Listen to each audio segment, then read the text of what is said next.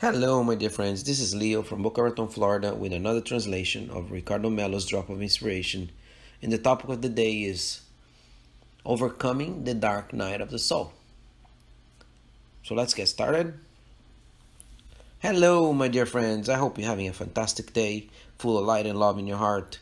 Another drop of inspiration so we can have this day blessed with energy and divine sources always to help us all. Alright, so I want to talk today about an expression that's not very common in Brazil, but is widely used in the United States, Canada, Europe, and some countries in Asia, right? So the expression is the dark night of the soul.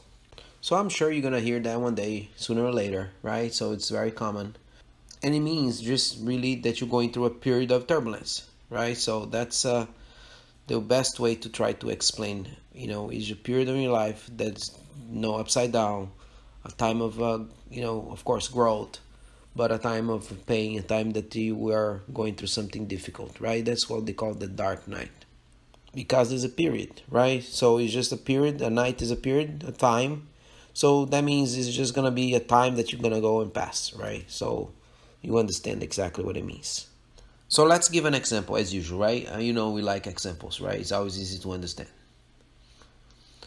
Imagine that someone is going through a really period of a health issue, right, for a couple of years, and this person is in constant treatment with regular visit to the doctors, and especially if you're in Brazil, you know what I mean. It's just like so hard. Just the fact of going to doctors, if you have to depend and rely on public service, it's gonna be just a nightmare. Just that to begin with.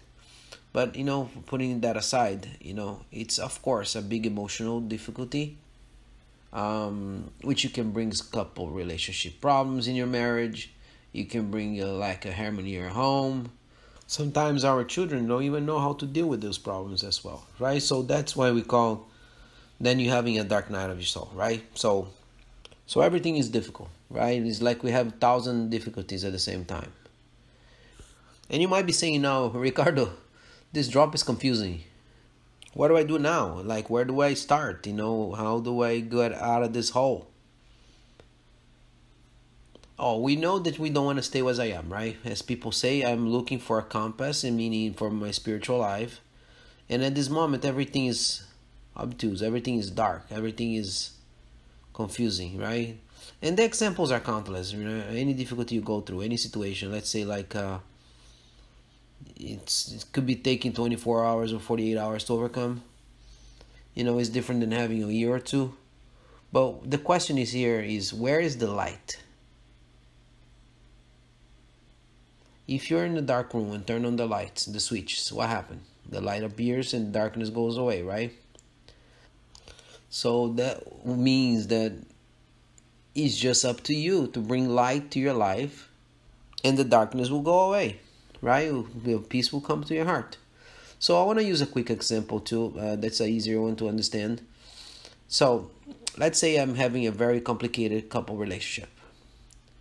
And perhaps I have not realized that part of the problem is because I'm very demanding. So I'm going to go through this dark night of the soul until I realize that I'm part of the problem, that I'm demanding. And if you truly love this person, you're going to be more flexible, right? You're going to do your part to solve the problem. And that's what we call like awakening, right? So when that happens, immediately the heart that was turbulent comes to peace, and is where we misalign that we found alignment. Is bringing the signal to you saying that this is where I'm going to work out.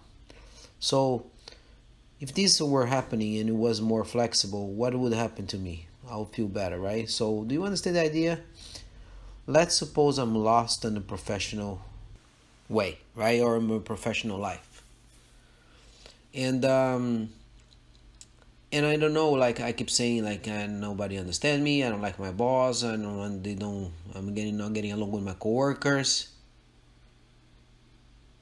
I don't know what to do, because I fight with everyone. I'm having a hard time getting results. And then all of a sudden I stop to think, to study myself and realize that what's wrong. And I analyze my own case. And this is the beginning, right, for the awakening, and then that'll bring you peace right away because you realize It's kind of you stepping away from your own body and watching your own movie, right? So you see yourself acting and you start to analyze yourself. Does that make sense? It's somebody like coming to me and say, Ricardo, you're very lazy. You must improve yourself more. Because let's suppose for more than 15 years you haven't taken your course, you need to improve your knowledge, and that's why you're having a hard time at work, for example. By having this understanding, I'll take action. I'll improve my knowledge. I'm going to have a study and I'm going to read more. My heart will feel better again. And this dark night begins to welcome a clear day. So it doesn't matter what it really is. If someone has passed away, it's because of an illness or it's a financial problem or sentimental issue. It doesn't matter. If we turn on our light with the awareness of what's inside us and what are we able to do, either to solve the situation because there are things that are within our reach, or to adapt to the situation in case that can be solved by us alone. But by adapting ourselves wisely, lightly, wisely, immediately, the dark night of the soul starts disappearing. And the beginning of an inner peace starts showing itself. So, on our today's drop of inspiration, we invite you to turn on your light so that dark night of the soul may disappear. Okay? Certainly, my friends, working this out with a lot of conscience and affection, you very close to what is the best within you, and to order to go through any difficulty, right? In order to go through any difficulty, you need to have your light on. It's like driving at night. We turn on the headlight and then darkness ahead of us doesn't bother us anymore. Because if you are an attentive driver with the headlight on, you see enough ahead of you so you can have a quiet and safe journey.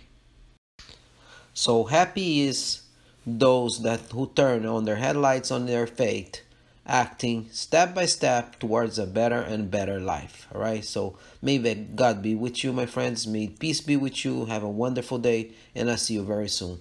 And don't forget, turn on your headlight and say goodbye to the dark night of your soul.